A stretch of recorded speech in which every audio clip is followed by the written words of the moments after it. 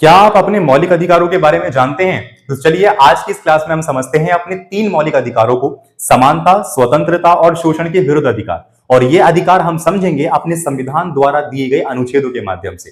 So hello and welcome back students to AI education and study with Anas sir. So आज की इस class में आपका बहुत स्वागत है। आज की क्लास हमारी पार्ट 2 की क्लास है, भारतीय संविधान में अधिकार की। पार्ट 1 के अंदर हमने कवर किया था कि भाई अधिकार क्या होता है, अधिकार और महत्व में क्या अंतर है, अधिकार और दावे क्या होते हैं। साथ ही साथ हमने समझा था कि मौलिक अधिकार, सामान्य अधिकार, नीति निर्देशक तत्व, कानूनी अधिकार, ये सब क्या है। इन सभी डाउट्स को हमने क्लियर कर लिया था। आज की क्लास हमारे मौलिक अधिकार की क्लास है और आज की इस क्लास में हम समझेंगे अपने 3 मौलिक अधिकारों को।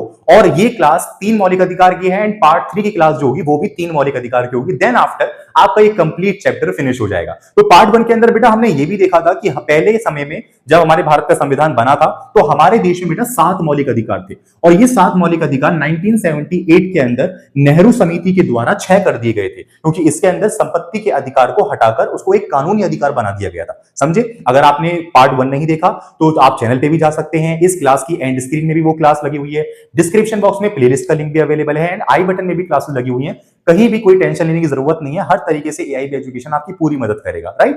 तो देखो आज की क्लास हम शुरुआत करते हैं अपने समानता के अधिकार से, जो सबसे ज्यादा अहमियत रखता है हमारे देश के अंदर और ये हर एक नागरिक के पास होना भी चाहिए। इसलिए इसको मौलिक अधिकारों के अंदर कैटेगराइज किया गया है, क्योंकि मौलिक अधिकार वे अधिकार हैं जो हमसे छीने नहीं जा सकते और अगर ये पूरे ना हो तो इनके पूरा ना होने के कारण हम कोर्ट में जाके केस भी कर सकते हैं। तो ये वह अधिकार है। तो समानता का मतलब पहले आप समझ लीजिए। समानता का मतलब ये होता है कि सबको एक बराबर का हक देना। बिल्कुल सही। परंतु एक विकास के लिए समानता का अर्थ ये नहीं होता। समानता का अर्थ होता है जो ज्यादा मजबूर है उसकी ज्यादा मदद करना, ये समानता है। तभी हम अपने समाज के अंदर विकास को स्थापित कर सकते हैं। जैसे मान लीजिए किसी पेरेंट्स के पास अपने 4 लड़के हैं, उन 4 लड़कों में कोई 2 लड़के विकसित हैं, तो वो जो 2 लड़के बचे हुए 2 लड़के हैं वो विकसित नहीं है, तो पेरेंट्स खुद उनका साथ देंगे। हो सकता है कि वो उन्हीं के साथ रहें, हो सकता है कि उनको फाइनेंशियल सपोर्ट करें। क्यों? ऐसा इसलिए नहीं कि वो उनको ज्यादा प्यार करते हैं, ऐसा इसलिए नहीं कि वो उनको जो बड़े बेटे हैं उनको प्यार नहीं करते, ऐसा इसलिए है क्योंकि वो जानते हैं कि जो मेरे बड़े बेटे हैं वो विकसित हैं और ये जो बेटे हैं मेरे ये विकसित नहीं है, तो इनकी मदद करना मेरी जरूरत है। तो ये भी समानता है। विकास के लिए समानता की इसी परिभाषा को अपनाया जाता है, क्योंकि हर व्यक्ति, हर समाज, हर वर्ग की अपनी विशेषताएं अलग होती हैं। उस विशेषताओं को ध्यान में रख के संविधान में अनुच्छेद बता दिए गए हैं और प्रॉपर मतलब समझाया कि देश के लिए कैसी समानता की जरूरत है जिससे हमारा देश विकास करे। तो देखो समानता के जो अनुच्छेद है बेटा वो है 14 से 18 के बीच में, यानी संविधान में जो इसके प्रावधान दे रखे हैं वो 14 से 18 के बीच में दे रखे हैं। तो पहला जो प्रावधान है, पहला जो अनुच्छेद है 14 नंबर का, वो क्या है? पहला है बेटा कानून की समक्ष समानता। मतलब कानून की नजरों में पूरी दुनिया में वैसे तो सब समान है, परंतु हम भारत की बात करें तो पूरे भारत के अंदर कानून की नजरों में सब समान है, चाहे उसकी जाति, धर्म, वर्ग, समाज, संस्कृति, भाषा कुछ भी हो, चाहे वो अल्पसंख्यक हो, बहुसंख्यक हो, इससे कोई मतलब नहीं है। अगर उसने कोई गुनाह किया है तो उसकी सजा मिलेगी उसको संविधान द्वारा, और साथ ही साथ अगर वो बेगुनाह है, उसके ऊपर कोई गलत आरोप लगे हैं तो उसको इज्जत दी जाएगी और उसके सारे गुनाहों को, सारे आरोपों को खत्म कर दिया जाएगा। तो ये है एक तरीके से कानून के समक्ष सबकी समानता, आपको अनुच्छेद 14 सिखाता है। फिर हमारे पास आता अनुच्छेद 15, ये आपको सिखाता है भेदभाव निषेध। मतलब हमें समाज में एक ऐसा कार्य करना है जिससे हमारे समाज में भेदभाव ही ना हो, और ये हमारे संविधान ने किया भी। हम अपने पूरे देश के अंदर समानता के अधिकार के माध्यम से कह सकते हैं कि हम किसी भी सरकारी नौकरी, किसी भी सरकारी अस्पताल, किसी भी सरकारी कॉलेज व स्कूल में अपना नाम लिखवा सकते हैं, पढ़ सकते हैं, अपने सक्सेस कर सकते हैं, अपनी सफलता को हासिल कर सकते हैं। कोई हमसे ये नहीं कहेगा कि तुम्हारा धर्म क्या है, जाति क्या है, वर्ग क्या है, समूह क्या है, कोई हमसे ये नहीं कह सकता। परंतु पिछड़े वर्गों के लिए, बच्चों के लिए, महिलाओं के लिए कुछ आरक्षण भी दिए गए हैं। क्यों? क्योंकि सरकार ये चाहती है कि वो समाज के हर एक कोने की आवाज सुन सके, समाज के हर एक पहलू को समझ सके, और इन पहलुओं को समझने के लिए इनका आरक्षण देना जरूरी था, ताकि इनको एक रस्सी मिले और वो रस्सी पकड़ के समाज में एक ऊंचाई पर आ सकें और सभी के लिए, सभी के साथ अपना विकास कर सके। क्योंकि समाज तभी उनकी बातों को समझेगा जब उनको आरक्षण मिलेगा, क्योंकि इनकी आवाजें, इनका वर्ग दबा हुआ है। तो ये एक समानता है। तो भेदभाव का निषेध तो हमारे भारत के अंदर है कि सब बराबर है, सबको समान अवसरों की समानता है, परंतु बच्चों, महिलाओं और एससी व एसटी जैसी कुछ जातियों के लिए जो है वो आरक्षण भी उपलब्ध है, जिससे समाज और सरकार उनकी बात को भी समझ सके और वो भी अपने समाज के अंदर अपना कंट्रीब्यूशन दे सके। राइट? तो ये था हमारा 15वां अनुच्छेद।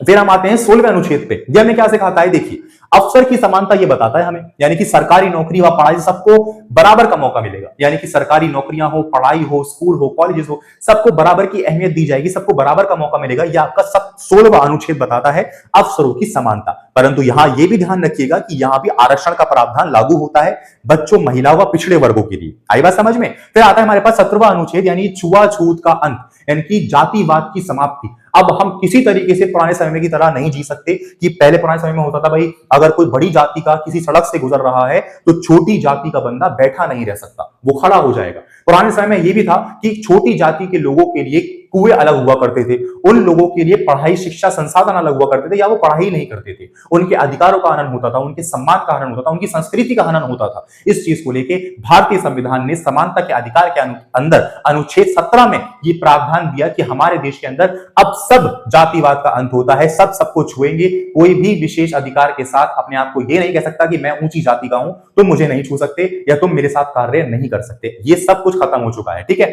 फिर आता है 18वां अनुच्छेद बेटा, इसमें आपको बताया गया है उपाधियों का अंत। उपाधियों का अंत मतलब क्या होता है कि एक विशेष उपाधि होती है, जैसे मान लीजिए कि कोई ऊंची जाति का बंदा है, कोई राजा खानदान से है, तो वो अपने नाम के पीछे लगाएगा राजा साहब, है ना, या फिर रायचंद, या रायचंद तो एक फिल्म का नाम है, राय बहादुर। इस तरीके से उपाधियों को खत्म कर दिया गया। हाँ, अगर जनता उनसे प्रेम करती है तो वो उनसे कह सकती है, परंतु वो ये नहीं कहेंगे भाई मैं तो राजा हूं, मैं सबके साथ करूंगा, जो मेरे मन होगा वो करूंगा, मैं तो खानदानी राजा हूं, मेरी पीढ़ी राजा थी। ये सब खत्म कर दिया सरकार ने 18वें अनुच्छेद के माध्यम से संविधान में उपाधियों का अंत कर दिया, परंतु विद्या व सेना से संबंधित उपाधियों को जन्म दिया। यानी कि अगर कोई बंदा मिलिट्री में थोड़ी ऊंची पोस्ट पर है तो उसको मेजर कहा जाएगा, कोई बंदा डॉक्टर है, डॉक्टर डीआर लगा दिया जाएगा उसके नाम के पीछे, कोई प्रोफेसर है उसके नाम के पीछे पीआरओएफ लगा दिया जाएगा। तो ये है विद्या व सेना से संबंधित उपाधि जो संविधान उनको इजाजत देता है कि वे अपने नाम के साथ जोड़ सकते हैं। परंतु आप अपने नाम के साथ जोड़ो कि राजा भैया या राजा चंद या कुछ भी, तो ये सब उपाधि खत्म कर दी गई हैं। इन सभी उपाधि के माध्यम से क्या होता था, देश के अंदर असमानता व्यतीत होती थी, यानी पता लग जाया करता था भाई ये कौन से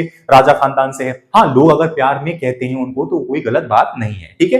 तो 18वें अनुच्छेद में उपाधियों का अंत कर दिया गया। अब हम समझते हैं स्वतंत्रता के बारे में और उसके अनुच्छेदों के बारे में। चलिए स्टूडेंट्स, अब हम बात करते हैं अपने दूसरे मौलिक अधिकार की, जिसका नाम है स्वतंत्रता का अधिकार। और स्वतंत्रता के अधिकार के जो प्रावधान हमें संविधान में मिले गए हैं वो मिले हैं बेटा हमें 19 से 22 के बीच में। तो आखिर इनका क्या मतलब है समझते हैं। तो देखो, ये ना सबसे बड़ा अधिकार है, परंतु ये निरंकुश नहीं है, ये युक्ति युक्त अधिकार है। सर इसका मतलब क्या होता है? मतलब ये स्वतंत्रता का अधिकार आपको ये बताता है कि आप स्वतंत्र हैं अपने देश के अंदर, परंतु ये निरंकुश पैदा नहीं करता। आप स्वतंत्र हैं तो आप कुछ भी नहीं कर सकते, आपको प्रतिबंध भी देता है जिसके माध्यम से आप कानून का पालन करें, जिसके माध्यम से आप दिशा व निर्देश का पालन करें, जिसके माध्यम से आप समाज के हर एक वर्ग की इज्जत करें। तो यह आपको प्रतिबंध भी देता है आजादी के साथ साथ। तो यही हम इसलिए कहेंगे कि ये सबसे बड़ा अधिकार जरूर है, परंतु ये निरंकुश नहीं है, ये युक्ति युक्त संविधान में अधिकार दिया गया अधिकार है, ठीक है। तो यहां पर सबसे पहली चीज हम बात करेंगे, स्टार्टिंग करेंगे 19 से, क्योंकि समानता का अधिकार हमने देख लिया था 18वें तक, ठीक है। तो 19 से इसकी शुरुआत है।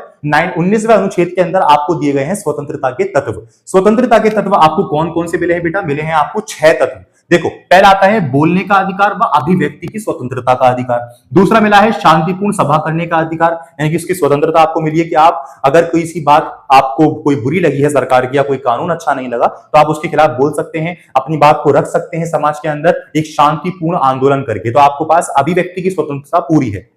दूसरा है शांतिपूर्ण सभा करने की भी स्वतंत्रता है आपके पास। फिर आता है आप अपने लिए, अपने समाज के वर्ग के विकास के लिए संघ बना सकते हो, समिति बना सकते हो, इसकी स्वतंत्रता आपके पास है। चौथा आता है आपके लिए कि देश में हम कहीं भी आने जा सकते हैं, है ना, इसकी भी हमारे पास स्वतंत्रता है। पांचवा, देश के किसी भी हिस्से में हम रह सकते हैं, वह बस सकते हैं। और छठा, कोई भी हम कानूनी व्यवसाय जो है वो कर सकते हैं, मतलब कोई भी हम कानूनी कार्य कर सकते हैं अपने जीवन यापन को चलाने के लिए। तो आपका अनुच्छेद 19 जो है वो आपको बताता है 6 स्वतंत्रता के तत्व। यह हमने समझा। अनुच्छेद 20 क्या बता रहा है? देखिए, अपराध सिद्धि में संरक्षण, यह आपको बता रहा है अपराधी सिद्धि में संरक्षण। इसका मतलब क्या है? देखो, मतलब अपराध से संबंधित कुछ प्रावधान यहां मिले हुए हैं, उस अपराध से संबंधित जो प्रावधान मिले हैं उससे स्वतंत्रता का क्या संपर्क है। देखिए, कानून ना तोड़ने पर सजा नहीं मिल सकती, एक अपराधी के लिए 2 पर सजा नहीं हो सकती, और किसी को खुद के विरुद्ध गवाही देने पर मजबूर नहीं किया जा सकता। यह आपकी स्वतंत्रता है।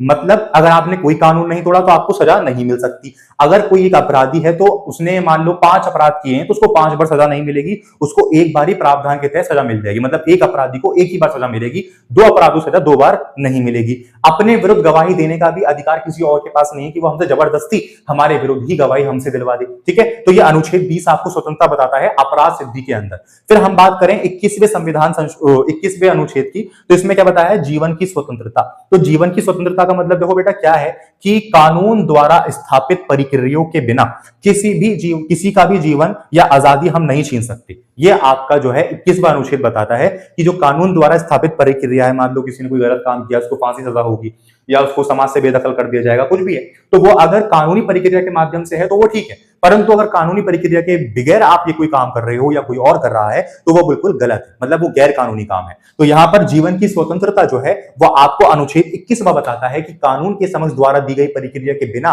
कोई भी व्यक्ति किसी व्यक्ति की आजादी व उसके सम्मान को और उसकी स्वतंत्रता को नहीं छीन सकता, उसके जीवन को नहीं छीन सकता। और इसी अनुच्छेद को बाद में जाके सुप्रीम कोर्ट ने एक वर्ड ऐड किया है, एक शब्द ऐड किया है इसमें, वो है सम्मान से जीने का अधिकार। सम्मान से जीने का अधिकार, ये वर्ड इसमें जोड़ा गया है सुप्रीम कोर्ट के द्वारा। तो बेटा हमारे पास स्वतंत्रता के अधिकार में 22वां अनुच्छेद जो आता है वो हमें बताता है गिरफ्तारी के विरुद्ध संरक्षण। तो गिरफ्तारी के विरुद्ध संरक्षण का मतलब क्या है? जैसे अभी आपने पढ़ा अपराध के विरुद्ध संरक्षण, यानी कि अपराध से संबंधित जो संरक्षण है हमारे अपराधी से संबंधित, ऐसे ही गिरफ्तारी से विरुद्ध भी संरक्षण हमारे पास कुछ आते हैं। मतलब अगर आपको कोई गिरफ्तार करके ले जा रहा है तो आपके पास उस सिचुएशन में क्या स्वतंत्रता है, इसको समझो। यानी कि गिरफ्तारी के तुरंत बाद आपको या आपके जो पुलिस वाले जो पकड़ के ले गए हैं, आपको कारण बताना पड़ेगा, भाई आपने मुझे गिरफ्तार किया है तो क्यों किया है। ठीक है, ये आपकी स्वतंत्रता है उनसे पूछने की। साथ ही साथ अगर वो आपको गिरफ्तार करके ले भी गए हैं तो वो अपने थाने के अंदर जो हवालात होती हैं उसमें 2 या 3 दिन के लिए नहीं बिठा सकते, उनको 24 घंटे के अंदर मजिस्ट्रेट के सामने जो है वो पेश करना पड़ेगा।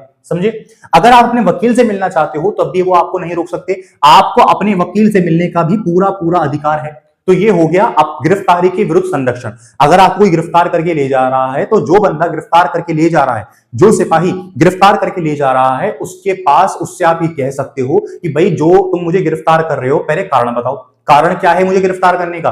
और फिर दूसरी बात, अगर वो गिरफ्तार करके ले भी गए तो उनके ऊपर ये दबाव है कि वो 24 घंटे के अंदर आपको मजिस्ट्रेट के सामने पेश करेंगे आपके इलाके के। ठीक है, अगर वो नहीं करते तो वह गैर कानूनी काम है। फिर आप अपने वकील से मिलना चाहते हो तो वो आपको नहीं रोक सकते, ये भी एक गैर कानूनी है। तो ये आपको अधिकार स्वतंत्रता क्या बताती है कि अगर कोई व्यक्ति आपको गिरफ्तार करके ले जा रहा है तो आपके पास कौन सी स्वतंत्रता है, कौन से अधिकार है, राइट। इसके बाद आपके पास ये भी ध्यान में होना चाहिए कि जो गिरफ्तारी होती है हिंदुस्तान में 2 तरीके की गिरफ्तारी होती है। पहली होती है साधारण गिरफ्तारी और दूसरी होती है निवारक नजरबंदी। इसको समझो, साधारण गिरफ्तारी का मतलब यही है कि जैसे आपने देखा यहां पर कि भाई कोई बंदा आया, आपको गिरफ्तार करके ले गया, सिपाही आया गिरफ्तार करके ले गया और आपके पास की स्वतंत्रता है, आपके पास ये अधिकार है कि आप अपने वकील से मिल सकते हो। आपको कारण पूछना पड़ेगा उनसे कि भाई कारण क्या है, और फिर अगर कारण भी नहीं बताया तो 24 घंटे के अंदर मजिस्ट्रेट के सामने आपको पेश होना पड़ेगा और ये जिम्मेदारी उस सिपाही की है, उस पुलिसकर्मी की है। तो ये आपका क्या है, साधारण गिरफ्तारी है। परंतु ये सारे ही प्रावधान गिरफ्तारी के विरुद्ध संरक्षण के प्रावधान यानी कि 22वां अनुच्छेद निवारक नजरबंदी में लागू नहीं होता, या फिर अगर कोई अपराधी विदेशी है तो उस केस में भी ये प्रावधान लागू नहीं होता। ये ध्यान रखिएगा कि निवारक नजरबंदी केस में और अगर अपराधी विदेशी है उस केस के अंदर आप गिरफ्तारी के विरुद्ध संरक्षण को अप्लाई नहीं कर सकते। क्यों नहीं कर सकते सर? देखो, निवारक नजरबंदी का मतलब है आपका कि भविष्य में जो अपराध होने वाला है, भविष्य में अगर कोई अपराध होने की संभावना है और आपको यानी कि पुलिसकर्मी को यानी कि पूरे प्रशासन को किसी एक व्यक्ति पर शक है तो वो शक के बिना पर उस व्यक्ति को गिरफ्तार कर सकते हैं और बिना ट्रायल के, बिना सुनवाई के 3 महीने तक कैद में भी रख सकते हैं। इसे कहते हैं निवारक नजरबंदी। और यही चीज आपकी होती है विदेशी अपराधियों के साथ। तो निवारक नजरबंदी व विदेशी अपराधियों पर अगर ये आप कहने लग गए कि भाई 24 घंटे के अंदर मजिस्ट्रेट के सामने पेश करो, वकील को बुलाओ, साथ ही साथ अन्य प्रावधान का उपयोग करने लग गए तो वह गैर संवैधानिक कार्य होगा। ये ध्यान रखना। निवारक नजरबंदी के तहत गिरफ्तार हुआ वह व्यक्ति व विदेशी संबंध या विदेशी मामले में गिरफ्तार हुआ व्यक्ति के अंदर ये कोई भी प्रावधान लागू नहीं होता। उसमें प्रशासन 3 महीने तक बिना ट्रायल के उसको कैद में रख सकता है। यह है आपका स्वतंत्रता का अधिकार। तो मैं ये मानता हूं कि आपको समझ में आया होगा, सारे अनुच्छेद समझ में आए होंगे। अब एक लास्ट अधिकार बचता है हमारी आज की इस क्लास का, का, वो है शोषण के विरुद्ध अधिकार। शोषण के विरुद्ध अधिकार जो है वो दो अनुच्छेदों के अंदर डिवाइड है, अनुच्छेद 23 से अनुच्छेद 24 तक, क्योंकि 22 तक तो हमने लगभग यहां कवर कर लिए, 23 से हमारा आता है आपका शोषण के विरुद्ध अधिकार। तो 23वां जो अनुच्छेद है वो क्या बताता है, मानव व्यापार को बताता है, और 24वां जो अनुच्छेद है वो आपको बताता है बाल श्रम निषेध को। इनको समझो, मानव व्यापार का मतलब क्या है कि अगर मैं प्राचीन भारत के समय में जाऊं तो बहुत पुराने समय में पहले लोगों को बेचा जाता था, मतलब मजदूरों को बेचा जाता था। हमारे घर में कोई काम कर रहा है, हम मार्केट गए, वो बूढ़ा हो गया भाई, वो काम नहीं कर पा रहा, तो हम मार्केट में जाके उसको बेच आए। मतलब इंसान की कोई वैल्यू नहीं थी, उसको मार्केट के अंदर भैंस बकरों की तरह बेचा जाया करता था। तो इस तरीके से तो मानव व्यापार पे पूरी तरीके से प्रतिबंध लग चुका है। कोई भी व्यक्ति किसी तरीके से किसी व्यक्ति को जबरन तरीका पर कहीं भी कोई किसी भी हालत में बेच नहीं सकता, या फिर किसी गैर कानूनी कार्य पर नहीं लगा सकता उसकी मर्जी के बगैर, ये ध्यान रखिएगा। तो मानव व्यापार आपको बताता है कि अब व्यक्तियों को बेचने की प्रथा खत्म हो चुकी है, अगर कोई ऐसा करता हुआ पाया गया तो उसको कड़ी से कड़ी सजा दी जाएगी। यह है शोषण के विरुद्ध अधिकार। फिर आपको आता है 24वां अनुच्छेद, यह आपको बताता है बाल श्रम निषेध। मतलब अगर कोई बच्चा 14 साल से कम की उम्र का है तो 14 साल से कम की उम्र के बच्चे से जबरन तरीके से आप कोई भी काम नहीं करवा सकते, और अगर वो चाहता भी है काम करने की तो आप उसको फैक्ट्री में, खदान में या ऐसी जगह पर काम नहीं करवा सकते जहां पे जान जाने का रिस्क होता है, जहां पर ज्यादा श्रम लगता है, या फिर जहां पर उस बच्चे की हेल्थ के लिए वो चीजें खराब होती हैं। आप ऐसा कुछ नहीं कर सकते। तो यह आपको देता है शोषण के विरुद्ध अधिकार अनुच्छेद 24। तो ये थे बेटा आपके 3 अधिकार आज की क्लास में हमने समझे। समानता का अधिकार, समानता का असली मतलब उसके अनुच्छेदों के माध्यम से, स्वतंत्रता का अधिकार, उसका असली मतलब उनके अनुच्छेदों के माध्यम से, और सबसे आखिरी शोषण के विरुद्ध अधिकार हमने समझा मानव व्यापार व बाल श्रम निषेध। और होपफुली आपको समझ में आया होगा। देखो बेटा, जितनी भी चीजें हमने पढ़ी शायद आपको यूट्यूब पे ऐसी क्लास ना मिले। ऐसा हो सकता है कि भाई वो सीधा सीधा आपको मौलिक अधिकार सिर्फ एक वीडियो में पढ़ा दें और कह दे भाई समानता का अधिकार यह है, अभिव्यक्ति का यह है, स्वतंत्रता का यह है। बिल्कुल हो सकता है, बहुत छोटी बात है। बट बेटा अगर हम सभी अनुच्छेदों को दिमाग में रख के सभी अधिकारों को समझ लेंगे तो हमारे लिए क्या बेहतर होगा? हमारे लिए बेहतर यह होगा कि हम इस पढ़ाई के जरिए सिर्फ और सिर्फ एग्जाम में ही अच्छे मार्क्स स्कोर नहीं करेंगे। अगर ऐसी कोई घटना, ऐसा कोई कार्य हमारे वर्तमान जीवन के आसपास भी होता है तो उसमें भी एक संवैधानिक सोच हमारे अंदर धारण हो पाएगी। अगर हम अनुच्छेदों के माध्यम से समझेंगे, अगर हम हर एक अधिकार को एक बेहतर तरीके से समझेंगे तो हम एक संवैधानिक स्तर पर सोच सकते हैं कि किसी भी कार्य का या किसी भी परेशानी का हल एक संवैधानिक स्तर पर कैसे किया जा सकता है। और यही मोटिव मेरा है कि आप जो कुछ भी पढ़ रहे हो उसको ऐसा पढ़ो कि आप उसको रियल लाइफ एग्जांपल में इंप्लीमेंट कर पाओ, उसके जरिए आप रियल लाइफ प्रॉब्लम को सॉल्व कर पाओ। और यही मोटिव मेरा आगे भी रहेगा। इसी मोटिव के तहत मैं आपको आगे भी कई सारे चैप्टर्स पढ़ाने वाला हूं। अगर आपने प्लेलिस्ट नहीं ज्वाइन की, फटाफट से इस सेशन की प्लेलिस्ट ज्वाइन कर लो। पहले की क्लासेस नहीं देखी, फटाफट से उनको क्लियर कर लो, क्योंकि हर एक क्लास में आपको ऐसे ही ब्रीफ एंड बेस्ट एक्सप्लेनेशन देखने को मिलेगी जहां पे आपके सारे डाउट्स क्लियर हो जाएंगे। और फिर भी कहीं कोई टॉपिक में किसी पॉइंट में डाउट रह गया तो वो आप मुझे कमेंट सेक्शन के अंदर बताइए। उसी दिन मैं आपके उस डाउट को क्लियर करने की पूरी कोशिश करूंगा और आपको रिप्लाई करूंगा। राइट, तो मिलते हैं जल्दी अपनी नेक्स्ट क्लास के अंदर, और नेक्स्ट क्लास में कंटिन्यू करेंगे अपने मौलिक अधिकार बचे वो जो 3 है, और उस मौलिक अधिकारों के अंदर हम कन्वर्ट कर देंगे अपने इस कंप्लीट चैप्टर को एक brief, best and short explanation के साथ और आपके सारे डाउट्स क्लियर के साथ। ठीक है, जल्दी मिलते हैं। Thanks for watching. Stay positive, stay consistent, focus on your work and focus on your goal, not focus on your problem. Thank you.